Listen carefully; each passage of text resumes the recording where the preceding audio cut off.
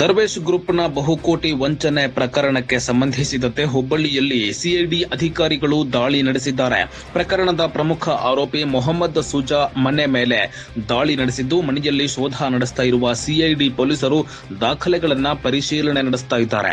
ಈಗಾಗಲೇ 5 ಜನ ಆರೋಪಿಗಳನ್ನ ಬಂಧಿಸಿರುವ ಸಿಐಡಿ ಅಧಿಕಾರಿಗಳು ಈಗ ಪ್ರಮುಖ ಆರೋಪಿಯ ಪತ್ತೆಗೆ ದಾಳಿ ನಡೆಸಿದ್ದಾರೆ.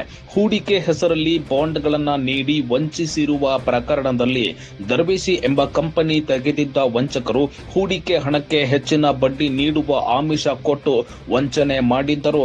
ಹಣ ಕಳೆದುಕೊಂಡು ನೂರಾರು ಜನರಿಂದ ದೂರು ದಾಖಲಾದ ಬೆನ್ನಲ್ಲೇ ರಾಯಚೂರು ನಗರದಲ್ಲಿ ನಡೆದಿರುವ ಬಹುಕೋಟಿ ವಂಚನೆ ಪ್ರಕರಣದ ಹಿನ್ನೆಲೆ ಹುಬ್ಬಳ್ಳಿಯಲ್ಲಿ ದಾಳಿ ನಡೆಸಿದ್ದಾರೆ.